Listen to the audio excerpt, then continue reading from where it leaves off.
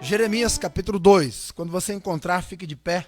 Nós vamos ler a partir do capítulo 2, versos... no capítulo 2, versos de 1 a 3.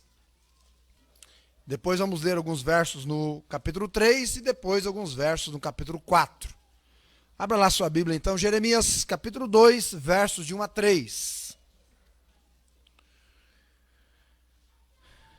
Jeremias 2, do 1 ao 3, diz assim, a palavra do Senhor. E veio a mim a palavra do Senhor, dizendo, vai e clama aos ouvidos de Jerusalém, e do amor dos teus desposórios, quando andavas comigo no deserto, numa terra em que não se semeava.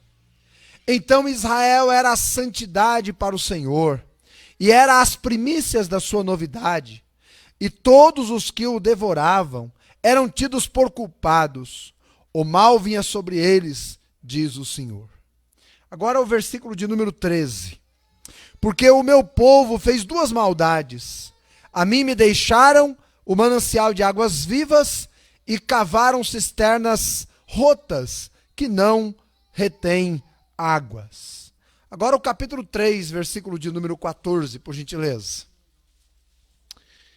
3,14. Convertei-vos, ó filhos rebeldes, diz o Senhor, porque eu vos desposarei e vos tomarei, e um de uma cidade e a dois de uma geração, e vos levarei a Sião. E agora o capítulo 4, versos 1 e 2. Se voltares, ó Israel, diz o Senhor, irás mais vagueando, e jurarás, vive o Senhor na verdade, no juízo e na justiça, e nele se bendirão as nações, e nele se gloriarão. Quero ler novamente o verso 1 do capítulo 4. Se voltares, ó Israel, diz o Senhor, volte para mim. Vamos orar. Obrigado, Senhor, pela tua palavra que nós acabamos de ler. Obrigado pela primeira parte do culto, ó Deus, que pudemos prestar ao Senhor. Louvado seja o teu santo nome. Receba todo este culto como cheiro suave em tua presença, ó Deus. Obrigado por cada alma que o Senhor trouxe aqui nesta noite. Obrigado pelo privilégio que nós temos de te servir e cultuar o teu nome. Nós agora nos colocamos diante de ti e rogamos que o Senhor opere em nossos corações, de tal maneira, querido Pai, que nós possamos entender claramente o recado teu nesta noite. Nós poderíamos ter ido para qualquer outro lugar, ou para qualquer outro culto, mas o Senhor nos trouxe a esta igreja, a este lugar. Certamente tu tens um recado para nós, certamente o Senhor falará conosco, se nós o ouvirmos. Certamente a tua palavra será, ó Deus, como martelo que esmiuça a penha, se nós nos colocarmos como penha em tuas mãos. Por isso nós oramos, em nome de Jesus, que tu tomes cada vida aqui, cada um de nós, este que vai ser usado pelo Senhor, ó Deus, que não passa de um cão morto sem o Senhor, mas que pela tua graça e misericórdia, pode em tua graça, em tua misericórdia, em tua infinita bondade, fale conosco e nos abençoe muitíssimo, em nome do Senhor Jesus. Amém. Assentai-vos, por favor. Jeremias é um dos profetas maiores. E ele é chamado assim, meus irmãos, por conta do vasto conteúdo mesmo.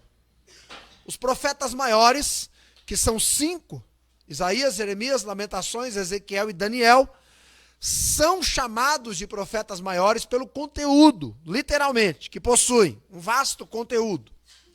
Mas Jeremias também é chamado de o profeta chorão. Se você ler o livro, você vai aprender isto.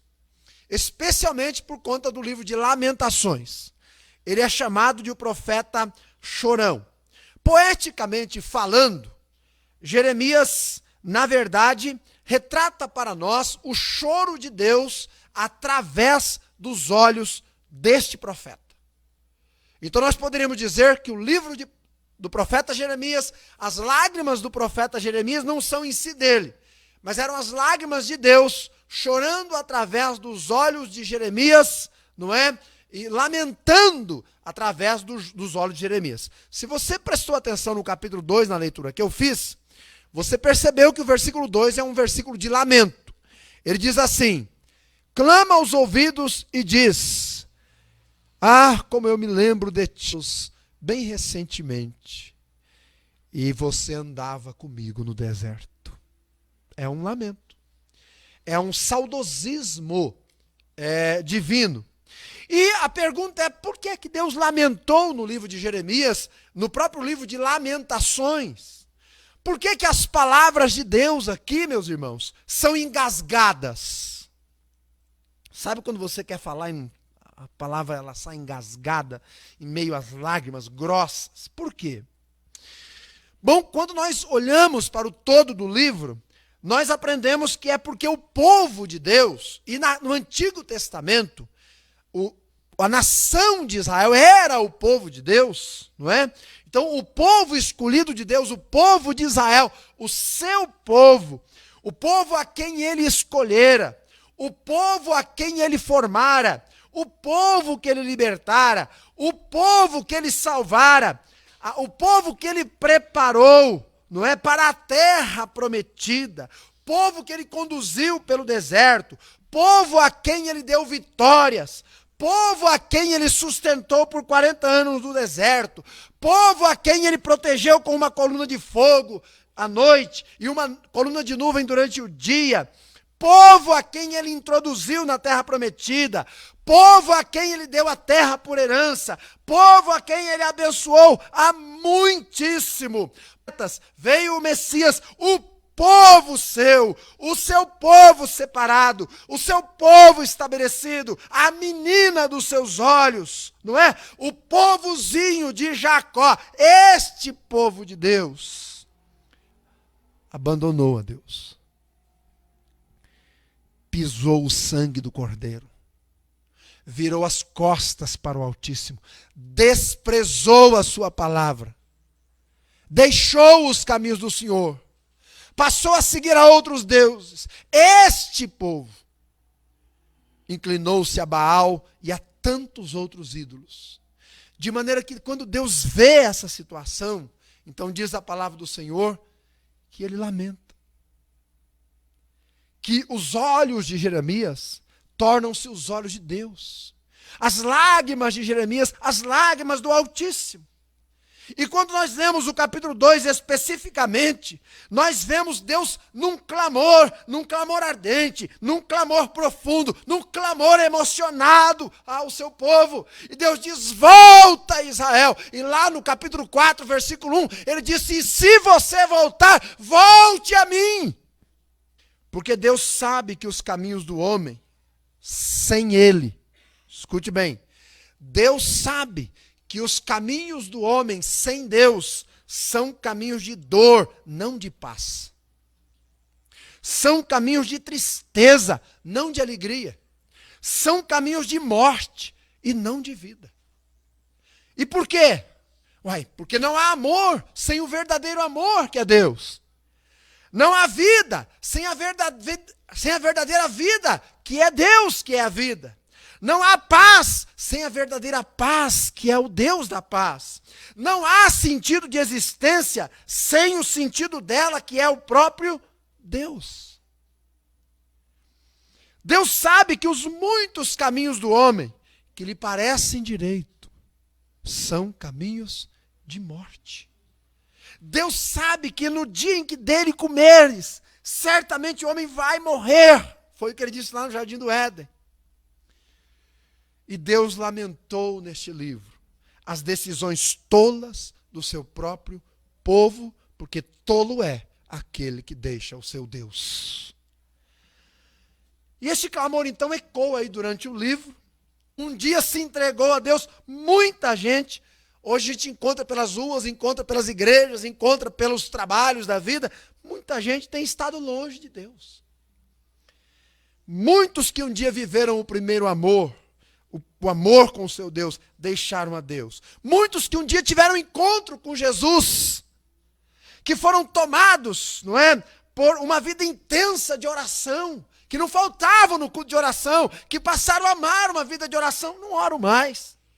Muitas vezes, e muitas pessoas que um dia se apaixonaram pela Escritura e que amavam as Escrituras, que liam as Escrituras, hoje não leem mais.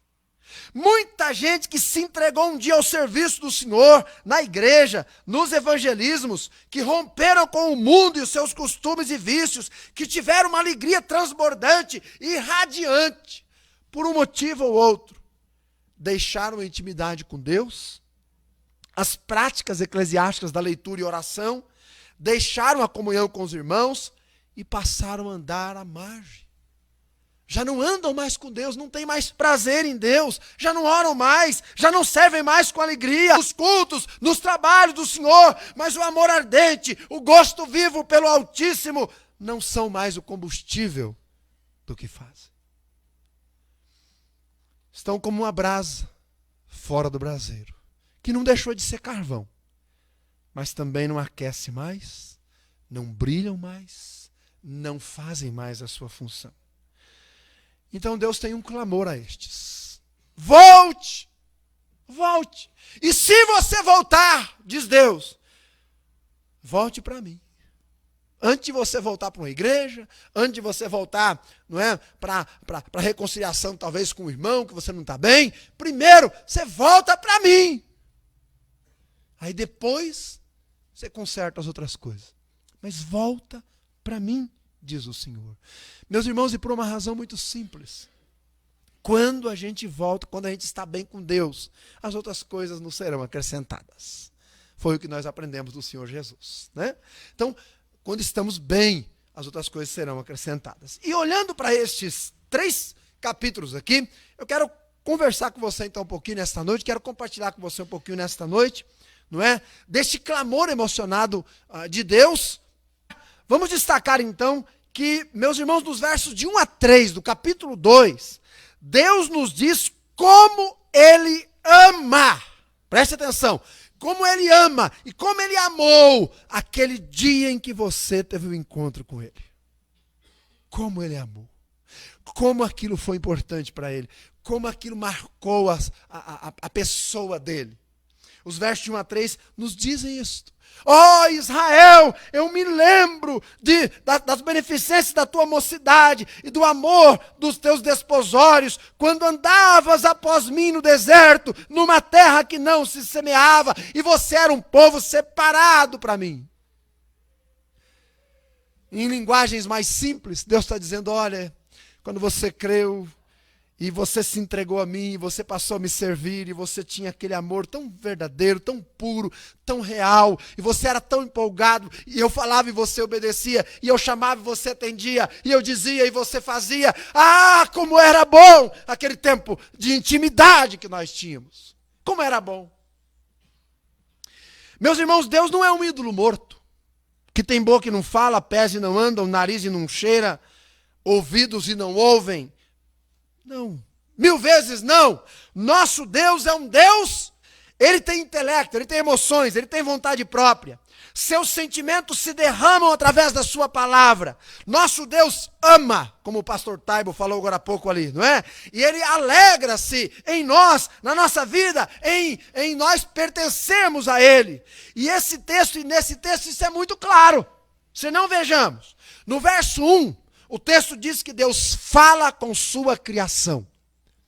E se a gente não está ouvindo, não é porque Deus não está falando, é porque a gente não está ouvindo. Mas Ele fala, todo dia, toda hora, todo instante que alguém quer ouvir a sua voz, ela está aí, seu Espírito está aí, Ele fala com a sua criação. O versículo 2 diz que Deus tem prazer em bons momentos com o seu povo. Isso é tão verdade que lá no Jardim do Éden, todos os dias Deus vinha na viração do dia para ter comunhão com Adão. No versículo 2 diz que Deus valoriza a fidelidade. Ó Israel, quando você era o meu desposório, quer dizer, quando você era fiel a mim. No versículo 2 diz que Deus desfruta do amor intensamente como seu povo. Meus irmãos, Deus não brinca com nossos sentimentos. Ele não brinca de amar. Não, Ele ama de verdade. e ama até a morte de cruz, diz a palavra.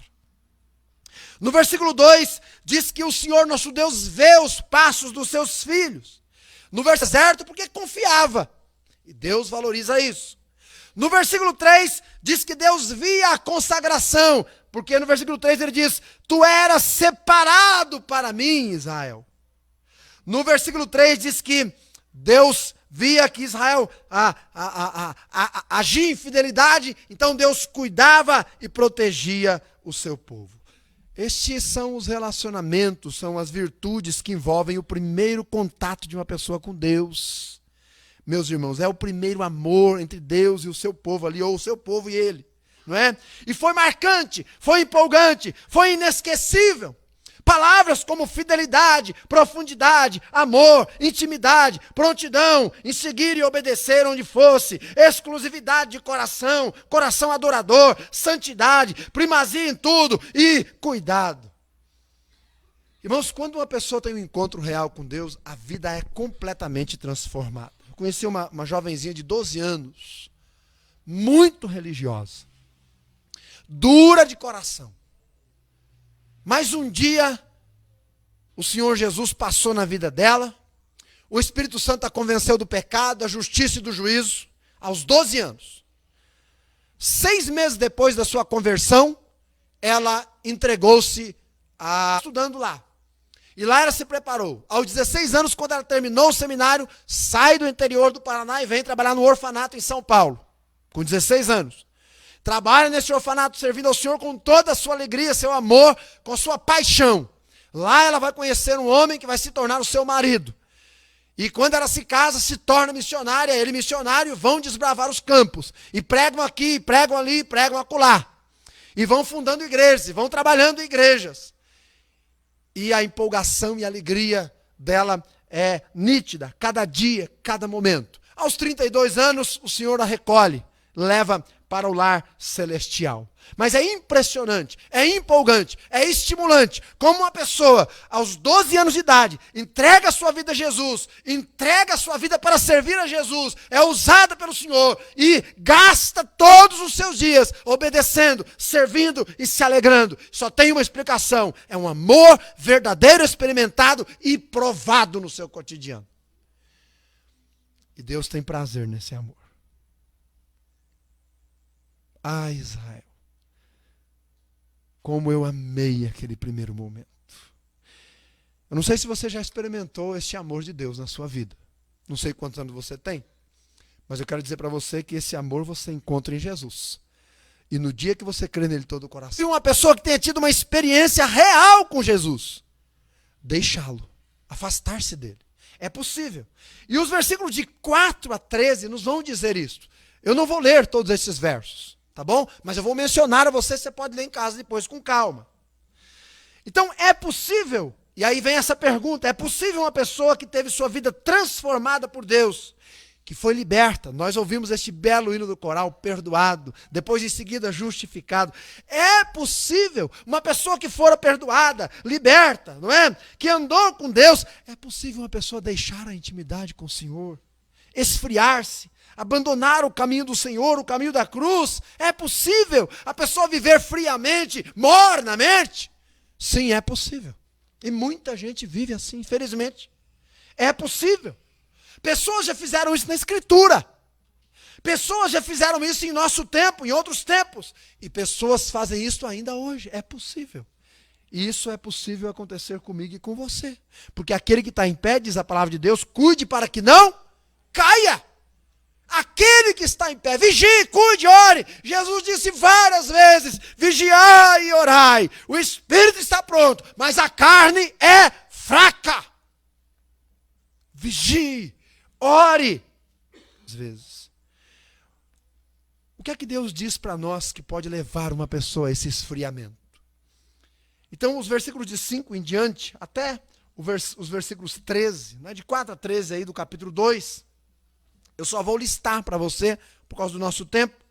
Mas lá no versículo 5 e 11 diz que a idolatria, quando a pessoa tira os olhos de Deus e coloca em qualquer outra coisa, pode ser ela mesma, pode ser um trabalho, pode ser um lazer, pode ser uma vida religiosa, enfim. A idolatria pode gerar esfriamento no coração de uma pessoa. O versículo 6 diz que o acostumar-se com as coisas sagradas. Não entendi, pastor. Explico.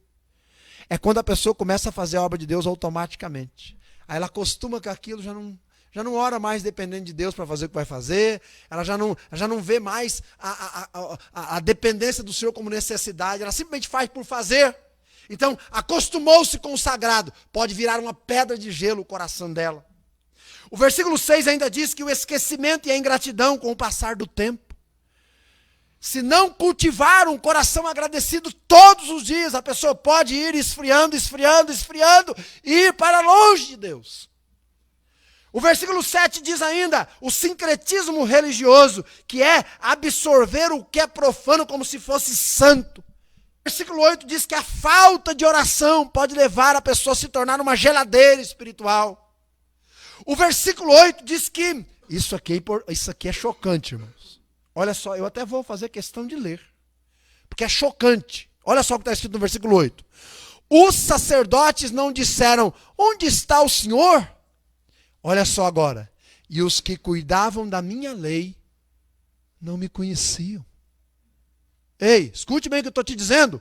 Os que cuidavam da minha lei, os caras eram bons, os caras conheciam a Bíblia, os caras conheciam a lei, estudavam a lei e não conheciam o Deus da lei.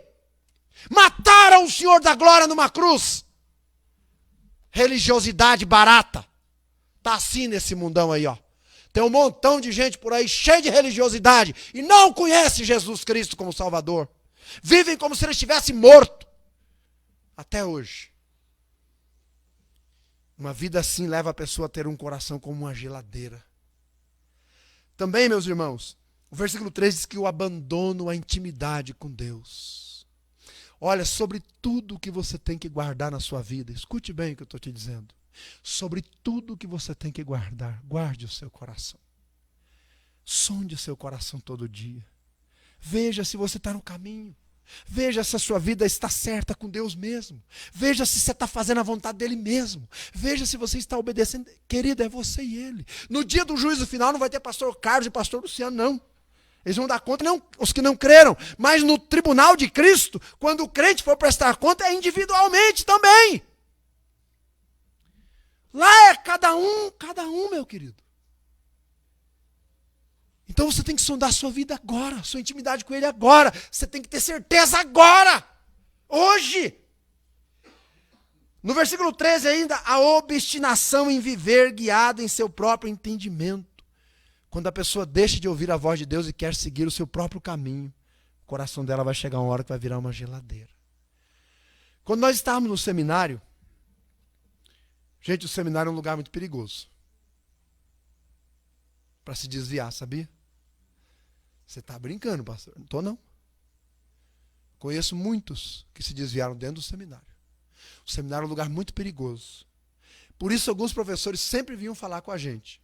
E diziam assim, irmão, a parte mais importante da sua vida é a que ninguém vê.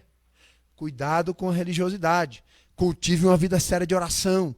Não leia a Bíblia como um livro qualquer, não. É a palavra de Deus. Ande em intimidade com o Senhor. Cultive a sua vida devocional. Senão você entra num ritmo mecânico de estudar e de ver outras pessoas orarem. E daqui a pouco você está longe de Deus.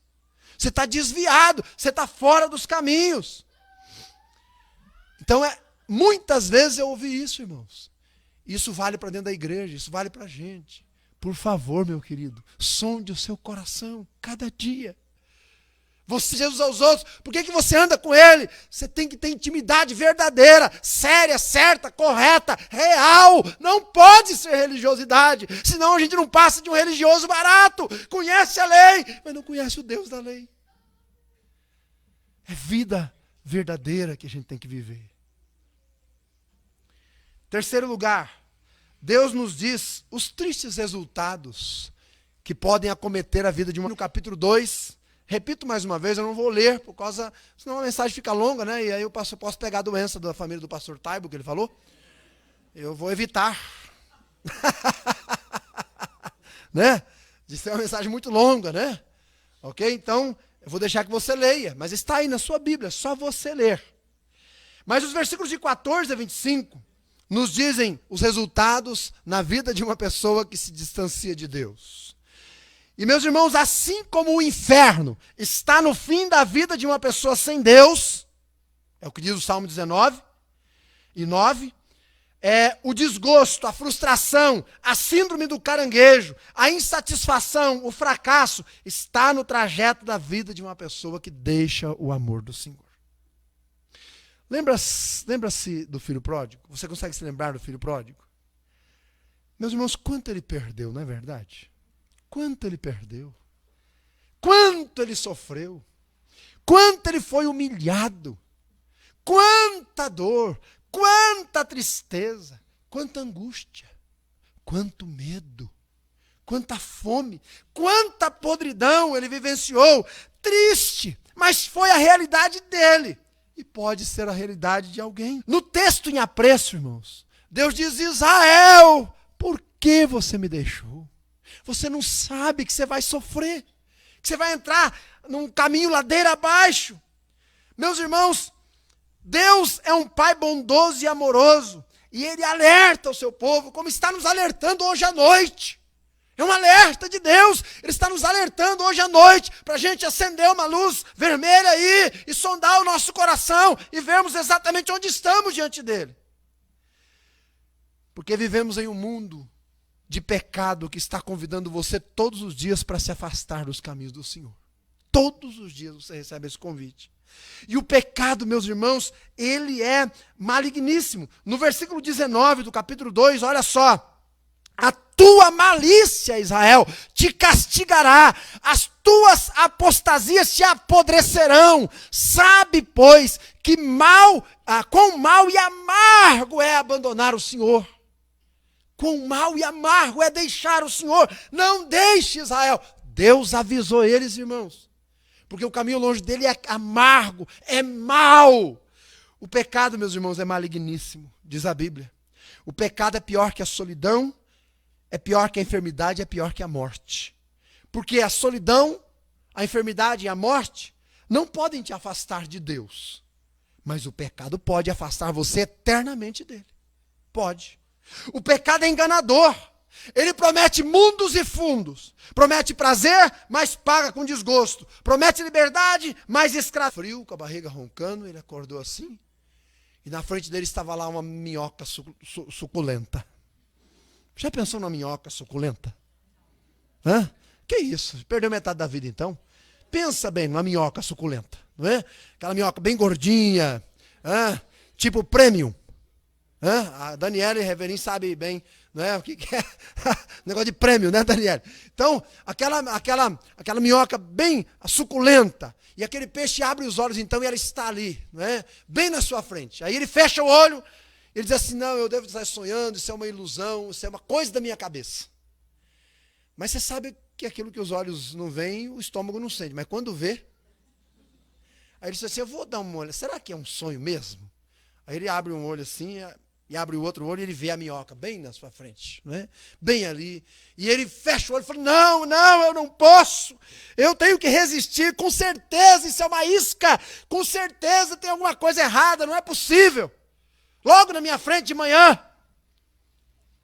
Mas aí vem aquela luta da carne com o estômago, do estômago com a carne, com a fome, não é? E aí ele diz assim: vou dar só mais uma olhadinha. E de olhadinha, irmãos, ele abre a terceira vez e a minhoca está ali bem na sua frente. Ele diz: eu estou com muita fome. E ele avança na minhoca e quando ele morde, por trás da minhoca está o anzol. É exatamente assim o pecado. Exatamente assim. E o diabo pesca um por dia, com certeza. Né? Ele está aí com o seu anzol. Tem escravidão, tenha vergonha, tem o opróbrio. Jamais usaria droga. Se uma pessoa soubesse que o alcoolismo vai gerar dependência, pobreza, vergonha, destruição no casamento, na família, jamais tomaria a primeira dose. Se a pessoa soubesse que a cama do adultério, com tantas aventuras, vai trazer para a sua família dor, tristeza, lágrimas, batalhas, guerras, inglórias, jamais se deitaria na cama do adultério. Mas o pecado é assim, é uma isca.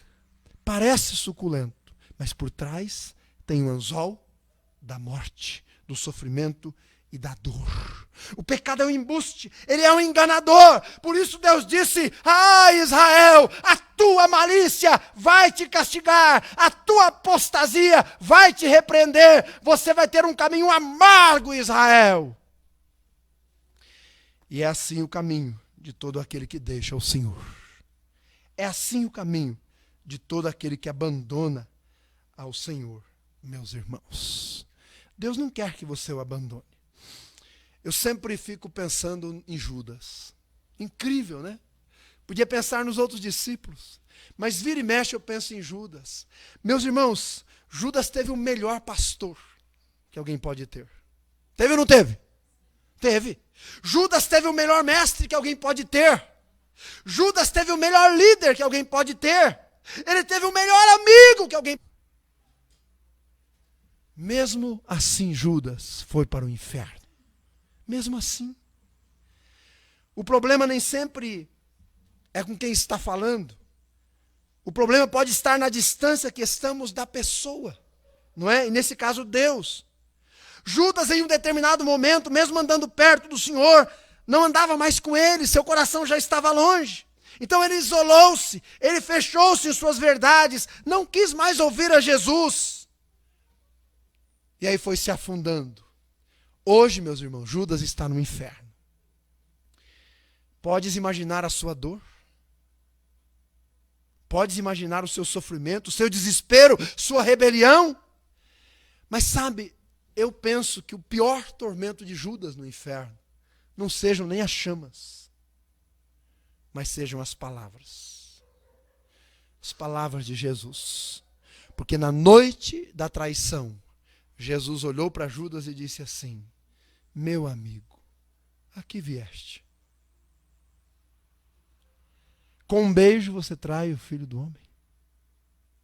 Agora pense Judas hoje no inferno, dia e noite, com essas palavras. Ele anda para lá, ele anda para cá, ele anda para lá e ele anda para cá. Amigo, a que viestes? Com um beijo traz o Filho do Homem. Povo de Israel, você vai sofrer por sua própria culpa, por ter me abandonado. Por ter me abandonado. Em último lugar, meus irmãos, Deus não quer que a gente se distancie dele. Deus não quer que a gente viva esse sofrimento. Deus não quer ninguém aqui um Judas. Pelo contrário, Deus quer aqui um pródigo que volte para ele. Ele diz: se voltares, Israel, voltarás para mim. Então, capítulo 4, versículo 1 e 2, na parte final. É o texto que eu já li.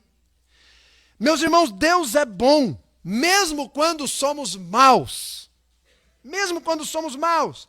Ele é fiel e permanece fiel, mesmo quando somos infiéis. Ele é gracioso e a sua graça é maior e mais profunda que nosso pecado e nossas misérias. Os celeiros do perdão divino, da misericórdia e do amor nunca se esgotam, os celeiros de Deus. Há fartura para todos. Por isso Deus diz: se voltares, volte para mim. Volte para mim, diz o Senhor. Mas é preciso voltar para Deus. Como é que se faz o caminho de volta? Como é que Deus disse para Israel? Eu alisto para você neste momento. Versículo 12 do capítulo 2, 3, capítulo 3 especificamente. É preciso ouvir o chamado do Senhor. Versículo 12 diz: vai, pois, e apregou estas palavras para a banda do norte e diz: volta, Israel. É preciso ouvir o chamado de Deus. E eu quero dizer para você, nesta noite, ele e aquele que se desviou a voltar ao caminho, ouça o chamado de Jesus e volte para ele. Segundo, versículo 13, ele diz: é preciso que você reconheça onde você caiu. Está lá no versículo 13. Ele diz: somente reconhece o teu pecado e onde caíste. Você deve saber. No versículo 14, é preciso mudar de direção, isto é preciso arrependimento. Ele diz no versículo 14: convertei-vos a mim, e eu vos tomarei em desposo. Versículo 15, é preciso aceitar a provisão e a direção de Deus. Ele diz: então eu vos darei pastores que conduzam os vossos corações.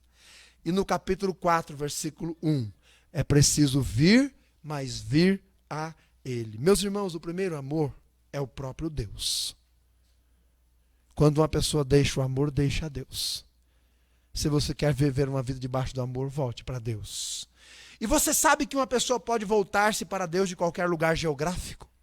Jonas se voltou do fundo do mar para Deus, e Deus o ouviu.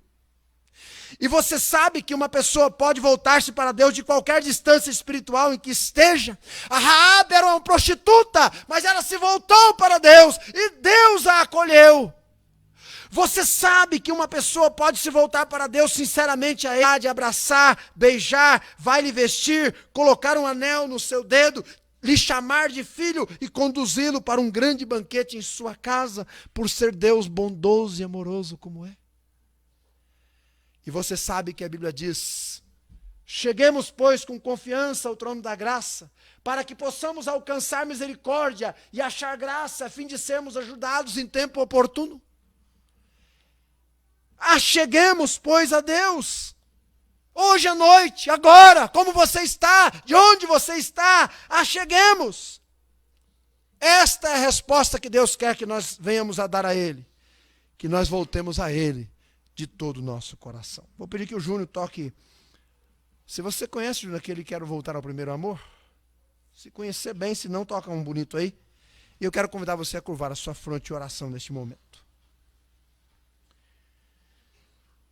Se você voltar, Israel, volte a mim. Meu querido, se você está andando com Deus, fique firme e continue. Mas se você ainda não crê em Jesus como seu Salvador, Deus te chama hoje à noite para crer. Se um dia você creu e se afastou de Deus, Deus te chama para voltar. Mas não é para a igreja, não é para o grupo de louvor, não é para aquele ministério infantil, não é nada disso. Deus te chama para voltar para Ele. É tempo de voltar com clamor, derramando sua alma diante de Deus. É hora de voltar ao verdadeiro amor. É hora de restaurar sua vida com Deus, sua intimidade, de reassumir compromissos, de reacender o ardor espiritual, de reconstruir o altar quebrado. É hora de o Senhor voltar a ser o Senhor de sua vida, o dono de sua história. Se você voltar, diz Deus, que seja para mim, que seja para o Senhor. Está claro para o seu coração nesta noite? Há muita gente longe de Deus que nem sabe. Tornou-se tão mecânico nas coisas do Senhor que nem sabe que estava longe de Deus. Mas hoje Deus está falando com você. Volte para mim.